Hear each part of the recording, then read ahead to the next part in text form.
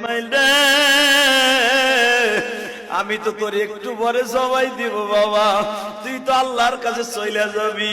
আমার মালিক রিজায়া বলিস, ও মালিক তোমার সন্তুষ্ট করার জন্য আমার বাবা 3টা সুমা দিয়ে আমার জবাই দিয়ে দিছে।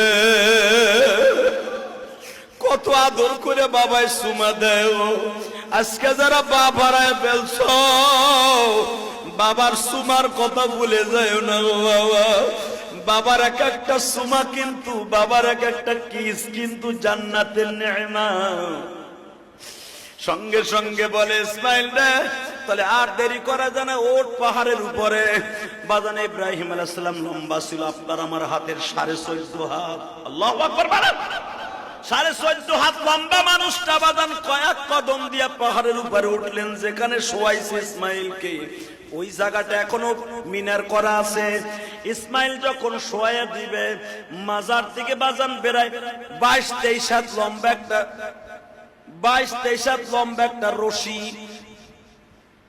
চামড়ার সোবলা দিয়া বানানো বাবা রশি, মাজার থেকে ইসমাইল খুলতাছে ইব্রাহিম। ইসমাইল বলে বাবা রশি দিয়ে কি হবে? বাবা আমি তোরে বাইন্ধালাম। ইসমাইল বলে বাবা ঠিক কথাই কইছেন, এই রশিটা লাগবে। এ আমার যুবক ভাইরা, ইসমাইলের গাড়িতে জান্নাতে যাইতেছে আসছে ভাই। এখন 2 ফোঁটা পানি দিয়ে বাবার কথা মনে করে করে কাঁদল। যখন বললেন বাবা আমার জবাই দেওয়ার আগে মাত্র 3টা কথা তোমার মনে রাখতে হবে। কি? 1 নাম্বার কথা, বাবা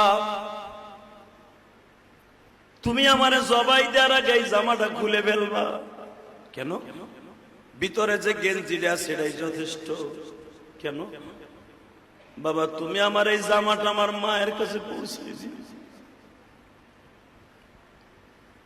বাবা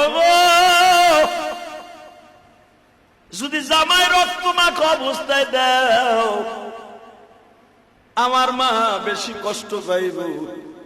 কে? মায় মনে করব তুমি আমার জোর করে জবাই দিছো, এই জন্য রক্তগুলো জামায় লাগছে, অতর্কিত হামলা করছো। আর যদি তুমি দেখো রিল্যাক্স আমি জামাটা খুলিয়ে দিছি, মায় বুঝতে পারবে আমার ইসমাইল জবাই দিতে রাজি আছিল।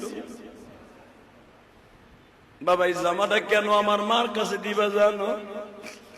মা না তোমারে উঠাই দেওয়ার আগে বলছিল 12 বছর পর্যন্ত আমার ইসমাইলের বুকে ছাড়া আমি মা